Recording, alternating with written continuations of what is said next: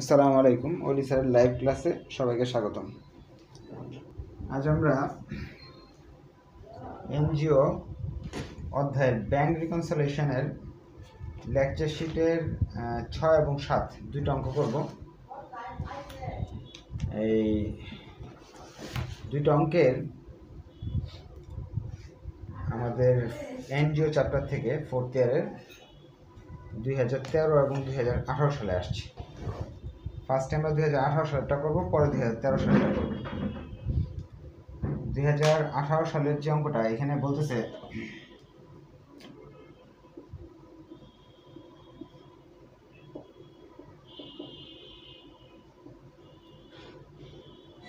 Problem 7 বলতেছে from the following information prepare a bank reconciliation statement for BRAC at December 31st 2018। 2018 সালের bank reconciliation statement তৈরি করে দেখাবো। তাহলে আমি আর উপরের ফর্মালিটির কথাবার্তা লিখলাম না, ঘর করে ফেললাম।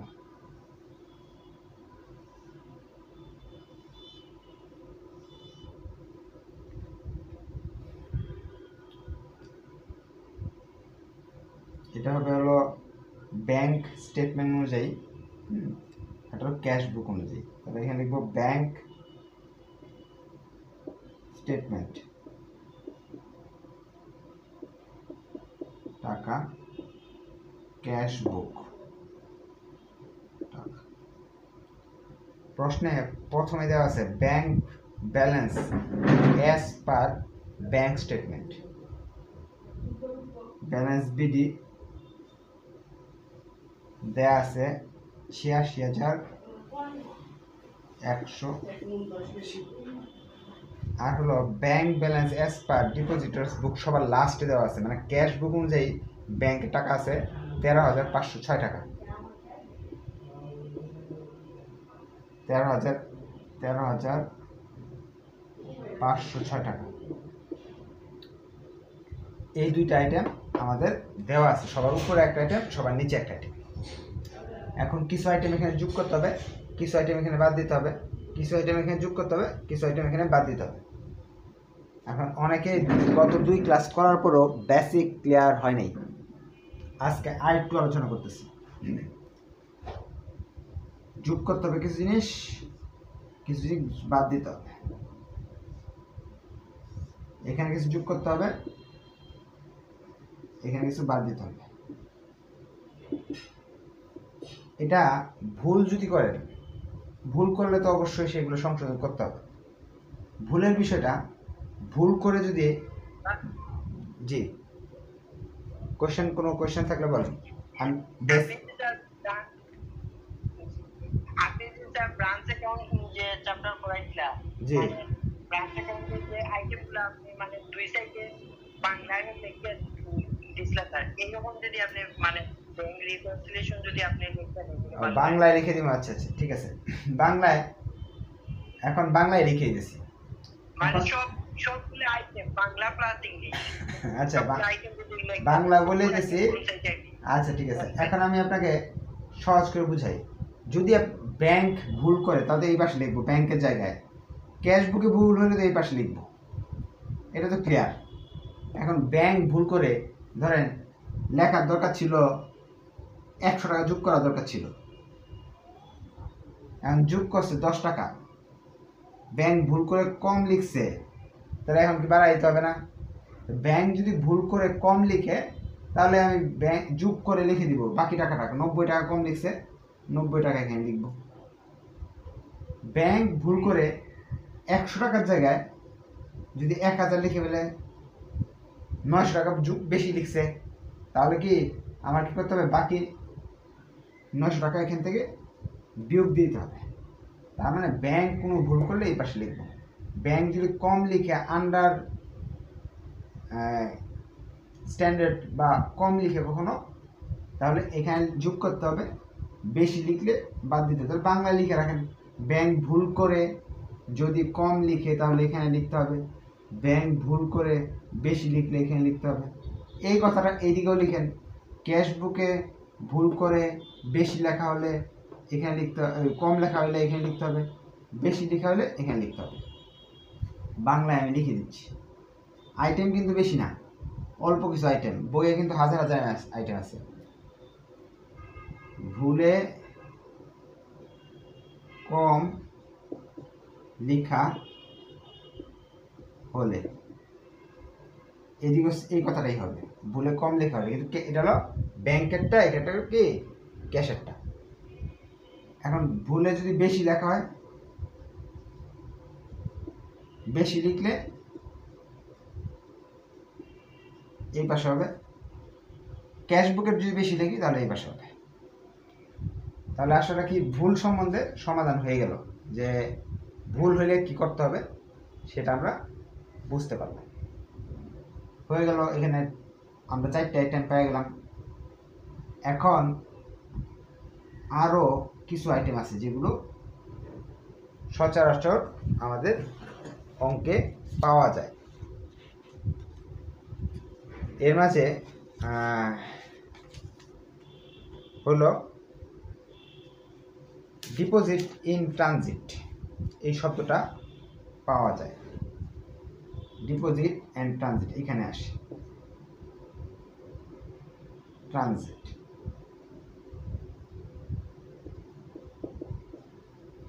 অর্থ কি? ডিপোজিট ইন ট্রানজিট অর্থ হলো আমার ব্যাংকে চেক জমা আছে, ব্যাংক এখন টাকাটা কালেকশন করে নেই। এমন হয় অনেক সময়, যেমন আজকে 30 তারিখ, অঙ্ক করতেছেন, আপনি 5টা চেক, 1 লাখ 1 লাখ 5 লাখ টাকার চেক ব্যাংকে দিয়ে আসছেন, কিন্তু ব্যাংক সেগুলো এখন কালেকশন করতে পারেনি কোনো কারণে। কেন করতে পারেনি? ধরেন আপনি দিচ্ছেন হলো ওই আপনাদের সিলেটের একটা ব্যাংকে দিচ্ছেন, অথবা আমাকেই আপনি দিচ্ছেন, আপনি সিলেট থেকে, আমি নাইমেসিন থেকে একটা চেক দিচ্ছেন অগ্রণী ব্যাংকে। এখন আমার তো অগ্রণী ব্যাংকে অ্যাকাউন্ট নেই, আমার আছে হয় ধরেন ডাচ বাংলা ব্যাংকে। আমি ডাচ বাংলা ব্যাংকে যা জমা দিলাম চেকটা, যে আপনাদের এই 1 লাখ টাকার চেকটা সিলেট থেকে নিয়ে আসেন। আমি তো সিলেট যাই টাকা আনবো না, যাওয়া সম্ভব না, 1 লাখ টাকার জন্য সিলেট যাবো না। এখন ডাচ বাংলা ব্যাংকে আমি 1 লাখ টাকার চেকটা জমা দিছি। ডাচ বাংলা ব্যাংক এটা সিলেট ব্রাঞ্চ থেকে টাকাটা সংগ্রহ করবে বিভিন্ন সিস্টেমে, একটা সিস্টেম আছে তাদের। হ্যাঁ, টাকাটা বিভিন্ন ধরনের চেকও আছে, চেকও 3-4 ধরনের আছে। আর কিছু কিছু চেক আছে এমন হয় 1 সপ্তাহ লাগে কালেকশন করতে। হ্যাঁ, নন এমআইসি যেগুলো, প্রসেসিং চলতেছে। এই যে প্রসেসিং চলতেছে, 7 দিন পরে টাকাটা কি হবে, অ্যাকাউন্টে যোগ হবে। টাকা কিন্তু যোগ হবে, এইগুলাকে বলে ডিপোজিট ইন ট্রানজিট। এটা কি ক্যাশ বুকে তো আমি সঙ্গে সঙ্গে লিখে ফেলছি যে আমার টাকা যোগ হয়ে গেছে, কিন্তু বাস্তবে কি এই টাকা আসতে আসতে একটু সময় লাগতেছে, ব্যাংক যোগ করে নেই, তার ব্যাংকে এই টাকাটা যোগ করতে হবে। তার মানে ডিপোজিট ইন ট্রানজিট এখানে যোগ করতে হবে। অর্থাৎ আমি চেক পাইছি, ব্যাংকে জমা রাখছি, টাকাটা ব্যাংকওয়ালারা যোগ করে নেই, যোগ করতে হবে। আরেকটা, অনেককে আমি চেক লিখে দিছি, কিন্তু চেকের 6 মাস 7 মাস 6 মাস সময় থাকে ভাঙানোর জন্য, সেই লোক এখনো ব্যাংকে যায়নি টাকা উঠাইতে। ব্যাংকে যদি টাকা উঠাইতে না যায়, ব্যাংকওয়ালারা তো জানে না যে আপনার চেক দিয়ে রাখছেন আমাকে, বিভিন্ন মানুষকে। ব্যাংকওয়ালা কি করছে, টাকাটা বিয়োগ করে নেই এখনো, কারণ উপস্থিত হইলে না বিয়োগ করবে, যখন উপস্থিত হবে তখন বিয়োগ করে দিবে। তখন এইখানে তাহলে যেগুলো আউটস্ট্যান্ডিং চেক,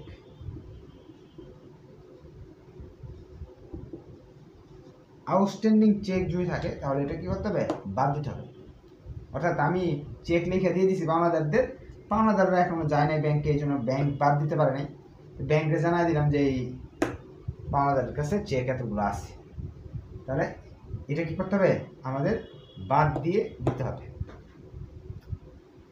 তাহলে আমাদের এই আইটেমগুলা পরিচিত কিছু আইটেম আমরা শিখে ফেললাম।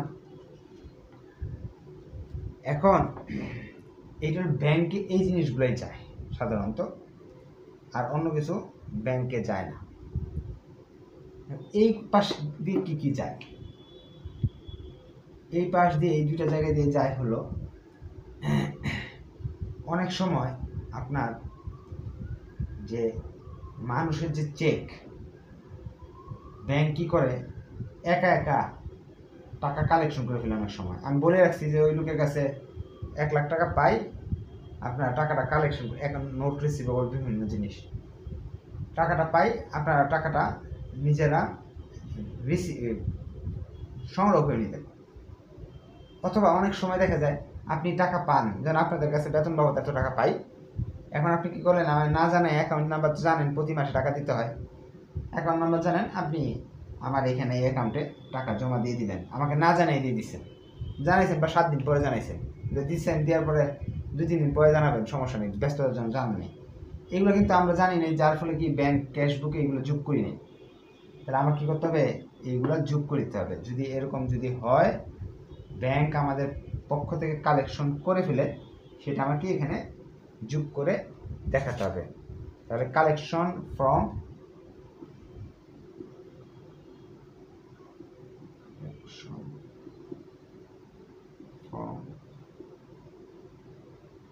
account receivable or not receivable. Collection from account receivable অথবা নট রিসিভেবল, এটা কী করতে হবে, আমরা যোগ করে দেবো। কারণ টাকা ব্যাংক টাকা জমা যোগ করছে, তাহলে আমাদের যোগ করে দিতে হবে। আরেকটা আইটেম আছে যে এখানে যে টাকা দিছিলাম ডিপোজিট ইন ট্রানজিট, অর্থাৎ আমি ব্যাংকে চেক জমা দিছি, কিন্তু কোনো কারণে টাকাটা ব্যাংক সংগ্রহ করতে পারে নাই। বিশেষ করে অনেক সময় ব্যবসায়ীর ক্ষেত্রে ভুয়া চেক দেয়, যে অ্যাকাউন্টে 1 টাকা নাই, 10 লাখ টাকা চেক দিয়ে রাখছে। মানে আমি যখন ব্যাংকে যাই বললাম ভাই টাকা দেন, তখন ওই ব্যাংকওয়ালা বললো ওই লোকের অ্যাকাউন্টে টাকা নেই, আপনাকে দিব কীভাবে। এটাকে বলে NSF, not sufficient fund, dishonour হয়ে যায় অনেক সময়। এরকম যদি হয়, বা ডিজনার, যে চেক আপনি জমা দিচ্ছেন টাকা দিতে পারেন, এটা ডিজনার বলে, এরকম ঘটনা ঘটে যদি, সেক্ষেত্রে কি টাকা আমি যেহেতু পাইনি, বাদ দিতে হবে। এই আইটেমগুলো আমাদের কি করতে হবে, আসবে। আরেকটা জিনিস আমরা জানি না, সেটা হলো ব্যাংক আমাদের সুদ দেয়, ইন্টারেস্ট, ব্যাংক ইন্টারেস্ট,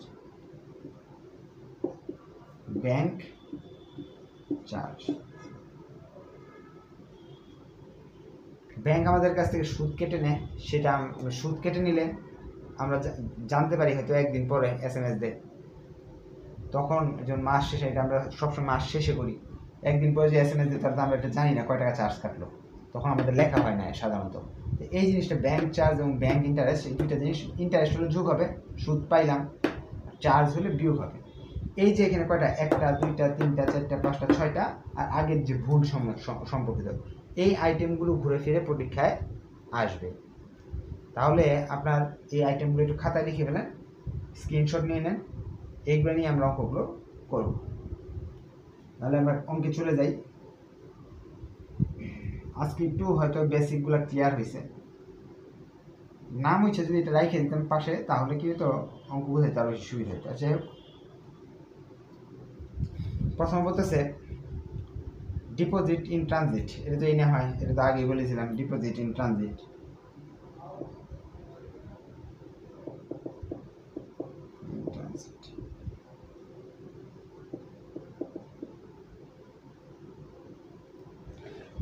$44,700।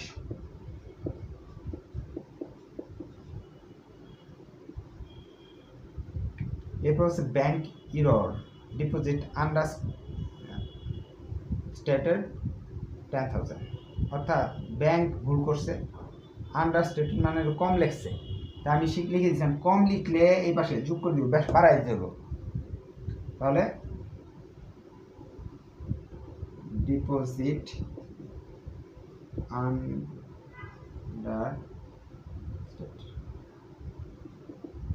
হলো কত টাকা, 10,000 টাকা।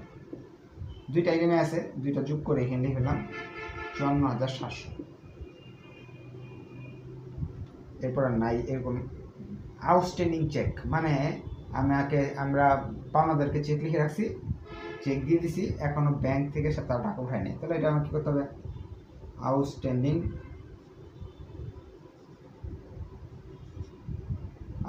চেকের টাকা আছে 10,000,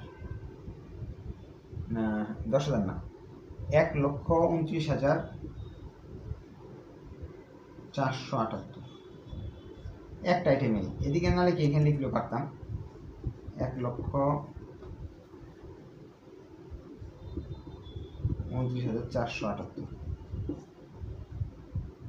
এরপরে বলতেছে এনএসএফ চেক। এনএসএফ এখানে আসে, নট সাফিসিয়েন্ট ফান্ড। এনএসএফ চেকে লেখা আছে 23,300। এরপরে লেখা আছে bank service charge bank charge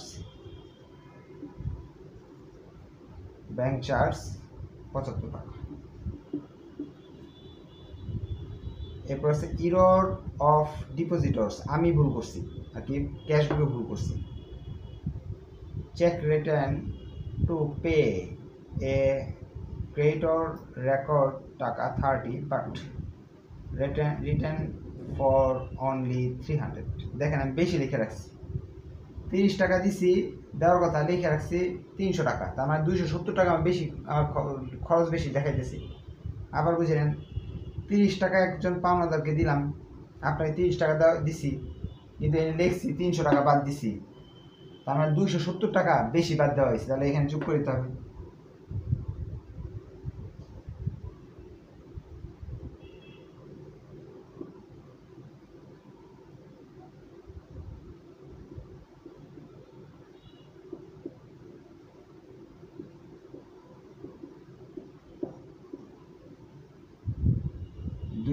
একটা আইটেম আছে তো এখানে না লিখে, আচ্ছা এখানে লিখি 270।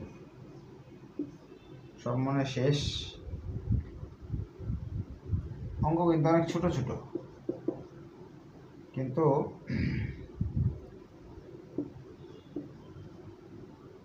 যারা এই ফার্স্ট ইয়ারে এই অঙ্কটা যারা করছে তারা এরকম একটু বড় হয় আর একটু বড় হয়, এই অঙ্কগুলো এই ছোট ছোট অঙ্কতেই 10 নম্বর পাই যায়। এখন যোগ বিয়োগ করে দেখবো মিলছে কিনা, না মিললে মিলাই দিতে হবে। সাসপেন্স অ্যাকাউন্ট দিয়ে প্রথম ক্লাস যেভাবে দেখেছে 86179 প্লাস 5472 মাইনাস 129478, 11,401 টাকা, 11,401 টাকা আসছে।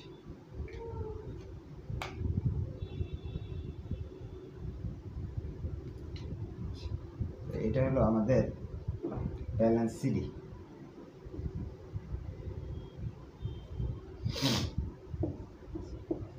বা এন্ডিং ব্যালেন্স। এইদিকে দেখি, এদিকে তো ফার্স্টে ছিল 13,506 যোগ 270 বিয়োগ 23,375 মাইনাস 9,599। মিলে না, কারণ আমরা আবার চেক করে দেখলাম যে সব দিকে অঙ্কের সব আইটেম ঠিক আছে, তারপরে অঙ্ক মিলে নাই, তার মানে ডাকি ভুল আছে অঙ্কে। তাহলে আমাদের সাসপেন্স অ্যাকাউন্ট দিয়ে টাকা লিখবো, কত টাকা শর্ট পড়তেছে দেখি আমরা, 11,401 টাকা, 21,000 টাকা শর্ট। 21,000 টাকা নাই এখানে। 21,000 টাকা কীভাবে বুঝলাম? এখানে আছে 11,401 আর এখানে 11,401 টাকা বানাইতে হলে 21,000 টাকা যোগ করতে হবে, অর্থাৎ এটা মাইনাস আছে। এখন এই 11,401 যোগ 9,900 এই টাকা যোগ করে দিই, তাহলে 21,000 টাকা আসে। অর্থাৎ এই সংখ্যার সঙ্গে 21,000 যোগ করি, তাহলে 11,401 টাকা আসবে। এটা মিলাই দেখাই দিবেন, আর ইচ্ছা করলে এইখানেও ক্লোজ করে মিলাই অঙ্ক শেষ করে দিতে পারেন, আর নাহলে মিলাই দেখাই দিলেও হবে। তাহলে এই অঙ্ক আমাদের শেষ। আমরা এখন চলে যাব জি বলেন। তার কমার্স পাবলিকেশনে আপনার মূর্তি আর দুটো আপনার 30,300 টাকা দিচ্ছে আপনার NS আর তারা দিয়ে দিচ্ছে 2300 টাকা। হ্যাঁ, কোন জায়গায় কত দিছে? এনএসএফটা কি 2300 টাকা হবে নাকি? হ্যাঁ, এনএসএফ কি 2300 হলে মিলে যায় অঙ্ক? দেখেন তো। 2300 টাকা দাও। ও, ইয়েতে 2300 দেওয়া, জি এই জন্য মিলতেছে না, না? জি স্যার। আচ্ছা দেখি, তাহলে 2375 দিই আমি। 2375 দিলে হয়তো অঙ্কটা মিলে। লেকচার শিটে কি 2375 দেওয়া না ওই ইয়ে দেওয়া 23,000 দেওয়া? লেকচার শিটে আমার ভুল আছে তাহলে। লেকচার শীট তো স্যার আমাদের কাছে নেই স্যার। ও ঠিক আছে, থ্যাংক ইউ, মিলছে এখন। লেকচার শিটে আপনার 2300 দেওয়া লেকচার। ও ইয়ো আচ্ছা, তিনটা বেশি হিসাব করছে। হ্যাঁ, প্রিন্টিং এ 2300। প্রিন্টিং মিস্টেক হয়েছে। হ্যাঁ হ্যাঁ, এই যে অঙ্ক মিলে গেছে। হ্যাঁ, ধন্যবাদ।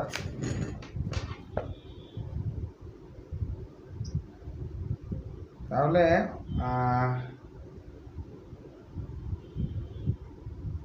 অঙ্ক মিলে গেল। এটা কোয়েশ্চেন থাকলে বলতে পারেন। আর মিলে না, মানে আপনি যেভাবে সাসপেন্ড দিয়ে বলছেন এটাকে করতে হবে। এখন যদি না মিলে, সবকিছু ঠিক থাকার পর যদি না মিলে, তাহলে সাসপেন্স দিয়ে মিলাই দিবেন। কিন্তু সাধারণত 99% অঙ্ক মিলে যাবে। আচ্ছা, এখন তাহলে আমরা 2013 সালের অঙ্ক চলে যাবো। এটা আলাদা একটা নিয়ম। হ্যাঁ, 13 সালের নিয়মটা হলো ভুল পদ্ধতি আর কি। এটা হলো আমাদের দুতরফা পদ্ধতি, এক সঠিক পদ্ধতি। এখন আমাদের ভুল পদ্ধতির নিয়ম শিখব। এটা করলে আমাদের চ্যাপ্টার শেষ হয়ে যাবে ইনশাল্লাহ। এটা হলো NU 2013 প্রবলেমের আমার লেকচার শিটের প্রবলেম 6।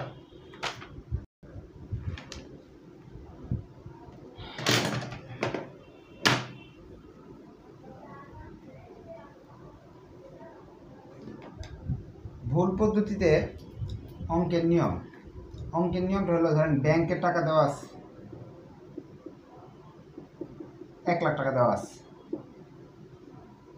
এখন তারা বলে দিল ক্যাশের সাথে মিলাই দেখাবা। ব্যাংকের স্টেটমেন্ট অনুযায়ী 1 লাখ টাকা দেওয়া আছে, ক্যাশ স্টেটমেন্ট দেওয়া আছে 10,000 টাকা। মানে আপনাকে বলে দিছে এইটা থেকে এটা মিলাই দেখাও। মানে এটা থেকে এটা যদি মিলাইতে হয়, তাহলে ক্যাশ বুক যা করছে তাই করতে হবে। ক্যাশ বুক যদি যোগ করে থাকে তাহলে যোগ করতে হবে, ক্যাশ বুক যদি বিয়োগ করে থাকে তাহলে বিয়োগ করতে হবে, ক্যাশ বুক যদি ভুল করে থাকে তাহলে ভুল করতে হবে। না হলে কি এটার সাথে মিলবে না। এটা মিলাইতে হলে কি ও যে কাজগুলো করছে আমারও তা তা করে দিতে হবে, তাহলে কি মিলবে। ধরেন ও 90,000 টাকা ভুল লিখে রাখছে, তা আমি ভুল করব, ভুল করে বেড়ে ওর সাথে মিলাই দিব। এটা হলো একতরফা পদ্ধতি আর কি, কোনো মতো গুজামারি মিলানো আর কি। আচ্ছা, আমি যদি এখন যদি প্রশ্নে ক্যাশ বুক দেওয়া থাকে, ক্যাশ 20,000 দেওয়া আছে, বলতেছে ব্যাংকের সাথে মিলাও, ব্যাংকের সাথে মিলাই নিলে দেখা দেব। তো ব্যাংক যেগুলো ভুল করছে সেই ভুলগুলো আমার আবার করতে হলো। ব্যাংক যদি বাদ দিয়ে থাকে আমি বাদ দিব, ব্যাংক যদি যোগ করে থাকে আমি যোগ করব। এইগুলো করে শেষে ব্যাংকের সাথে মিলিয়ে দিব টাকাটা। ব্যাংকে ধরেন 10,000 টাকা দেওয়া আছে, ব্যাংকের সাথে মিলাই দিলাম। এটা আমরা এইচএসসি পরীক্ষা, এসএসসি লেভেলে এই ধরনের ভুল সিস্টেমের অঙ্ক করানো হয়, এরর পদ্ধতি। আমরা তাহলে বুঝবো কিভাবে যে কোন পদ্ধতি বললো। বোঝার পদ্ধতি আছে, তারা স্পষ্ট করে বলে দিতে পারে যে সিঙ্গেল কলাম করো বা সিঙ্গেল এন্ট্রি সিস্টেমে করো। অথবা আমরা কিন্তু অঙ্কগুলোতে দুইটাই ব্যালেন্স দেওয়া থাকতো, একটা ব্যাংক ব্যালেন্স দেওয়া থাকতো। আগের অঙ্কে দেখেন ব্যাংকের একটা টাকা দেওয়া আছে 10,000 বা 1 লাখ 2 লাখ, ক্যাশের একটা টাকা দেওয়া আছে, বিভিন্ন টাকা দেওয়া আছে, এখানে 20,000 দেওয়া আছে। তখন সেই ক্ষেত্রে কিন্তু আমার দুই দিক দিয়ে করে করে যাওয়া যায়। কিন্তু প্রশ্নে যদি কখনো একটা এন্ট্রি দেওয়া থাকে ব্যাংকের 1 টাকা বা ক্যাশের টাকা, তখন কিন্তু আমি দুই পাশ দিয়ে করে দিতে পারবো না। তখন কি আমাদের ভুল পদ্ধতি অনুযায়ী করে যেতে হবে। তাহলে এই প্রশ্নটাতে 2013 সালের যে প্রশ্নটা আছে এনইউ 2013, এখানে দেখেন শুধু একটা ব্যালেন্স দেওয়া আছে, ব্যাংক ব্যালেন্স। প্রথমে লেখা আছে ব্যাংক ব্যালেন্স এইচ এস পার ক্যাশ বুক। ক্যাশ বুকের অনুযায়ী ব্যাংকে টাকা আছে 25,20,000 টাকা। আর সম্পূর্ণ অঙ্কটা পড়ার পর আমরা দেখলাম এখানে ব্যাংক স্টেটমেন্ট অনুযায়ী কোনো টাকা দেওয়া নাই। তখন আমাকে কি করতে হবে, ভুল পদ্ধতি অনুযায়ী অঙ্কটা করে দিতে হবে।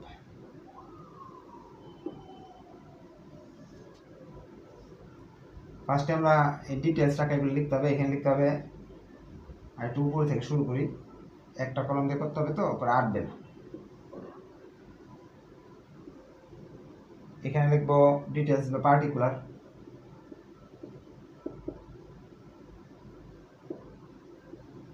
টাকা।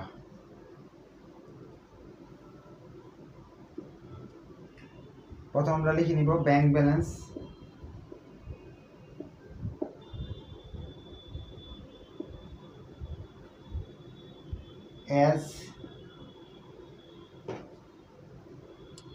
as per cash book, as per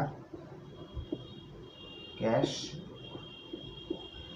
বুক অনুযায়ী ব্যাংকে টাকা আছে, প্রশ্নে বলে দিচ্ছে 25,20,000 টাকা। দেখেন ক্যাশ বুকে 25,20,000 টাকা আছে, তার মানে ব্যাংকে আমার মিলাতে হবে, ব্যাংক যা যা করছে তাই করে যাব আমরা। ব্যাংক যদি যোগ করে থাকে আমি যোগ করব, ব্যাংক যদি বিয়োগ করে করব, ব্যাংক যদি ভুল করে সেটা আমি ভুল করব, সেম ভুল করে যাব, করে করতে করতে করতে করতে ব্যাংকের সাথে আমার টাকা মিলে যাবে। তাহলে আমরা দেখি কি করতে পারি। প্রথমে লিখছে two check issue but not present 1,20,000 টাকা অ্যান্ড 1,00,000 টাকা রেসপেক্টিভলি। অর্থটা বাংলায় বুঝি, দুইটা চেক আমি লিখছি, দুইটা চেক লেখা 1,20,000 আর 1,00,000, মানে 2,00,000 টাকা আমি চেক লিখছি। 2,20,000 টাকা চেক লিখে পাওনাদারে দিয়ে দিচ্ছি, নেন টাকা উঠে নিয়ে, এখান থেকে টাকা উঠে নিয়ে যান। কিন্তু এটা কি হয়েছে, 2,20,000 টাকা ব্যাংকের কাছে পৌঁছায় নাই, কারণ পাওনাদার সেদিন যায় নাই, পাওনাদার 7 দিন পরে যাবে, আউটস্ট্যান্ডিং চেক যে কথা। তাহলে ব্যাংকওয়ালারা তো এই টাকা বাদ দেয় নাই, তখন আউটস্ট্যান্ডিং চেক আমরা কি করি, ব্যাংক থেকে বাদ দিয়ে দিই। এখন তারা বাদ দেয় নাই, তাহলে আমি তো বাদ দিছি ভুলে, আমাদের কি করতে হবে, তারা যেহেতু বাদ দেয় নাই আমারও বাদ দেওয়া যাবে না, মানে যোগ করে দিতে হবে। তাহলে আমরা লিখবো অ্যাড, আবার এটা বুঝাই দিতেছি, এখানে less.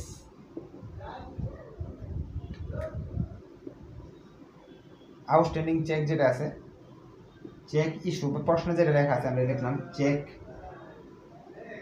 Checks issue but not presented, কত 1,00,000, আরেকটা হলো 1,20,000, তার মানে 2,20,000 টাকা।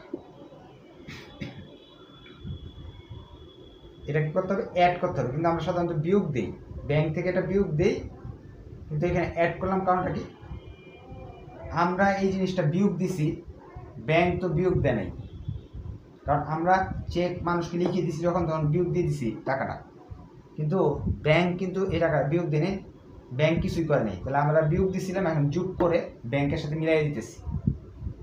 এখানে কারো যদি কোয়েশ্চেন থাকে বলতে পারে। এরপর ইন্টারেস্ট অন ডিপোজিট,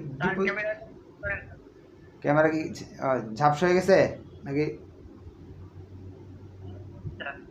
দেখা যাচ্ছে? এরপর দেখা যায় না, আচ্ছা দেখতেছি, দাঁড়ান।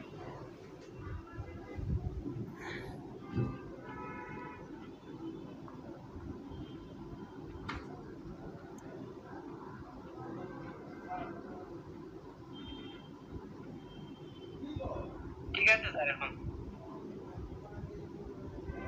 আচ্ছা এখন ক্যাশ বুক থেকে আমরা বাদ দিয়েছিলাম, আমাদের এটা ভুল হয়েছে, ব্যাংক বাদ দেয় নাই, আমাদের এখন যোগ করে দিতে হবে। এরপরে বলতেছে interest on depositors but no record in cash book 33,000। Bank করছে কি ইন্টারেস্ট ডিপোজিট করছে, মানে কি ব্যাংক সুদ দিছে 33,000 টাকা, আমরা এটা যোগ করি নাই, সুদ দিলে তো টাকা বাড়ে, আমরা করি নাই যোগ, এখন যোগ করে দিব। ইন্টারেস্ট 33,000 টাকা যোগ করবো, ব্যাংক যোগ করছে, আমাদের যোগ করতে হবে। এরপরে আরেকটা আছে হলো cheque deposited into bank but not yet collected 2,81,000 টাকা।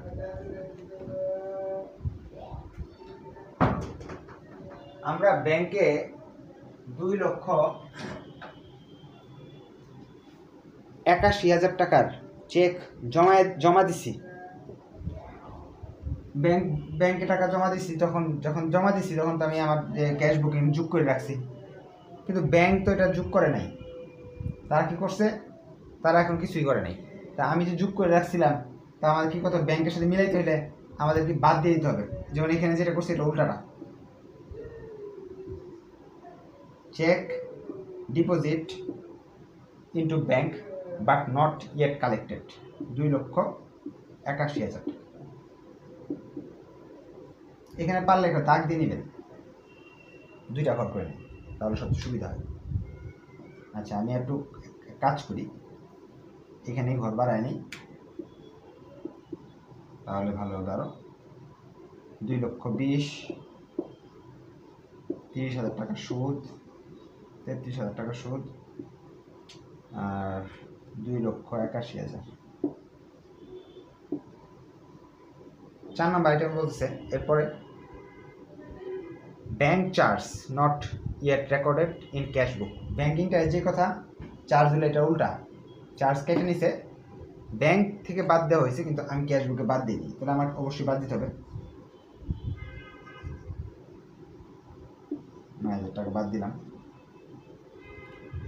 Collection by bank from debtors 3 lakh and notes payable paid bank not recorded in cash book 25,000। অর্থ হলো ব্যাংক আমাদের না জানে 3 লাখ টাকা মানুষের কাছ থেকে টাকা সংগ্রহ করছে, মানে ব্যাংকে 3 লাখ টাকা যোগ হয়েছে, কিন্তু আমি তো কোনো টাকায় যোগ দিই নেই। তাহলে আমার কি করতে হবে, ব্যাংক যেহেতু যোগ করছে কিন্তু আমি যোগ করি নেই, আমার যোগ করে দিতে হবে। কালেকশন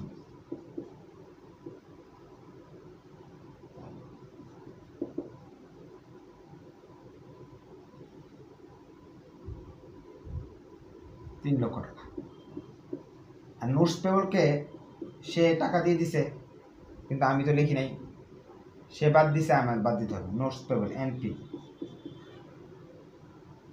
25,000 টাকা যোগ করলাম, এদিকে আসতেছে হলো 5,53,000, এদিকে আসতেছে হলো 3,15,000,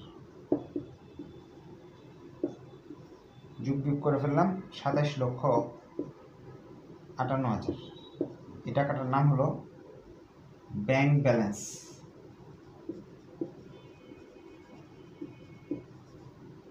as per statement, as per bank statement অথবা পাসবুক।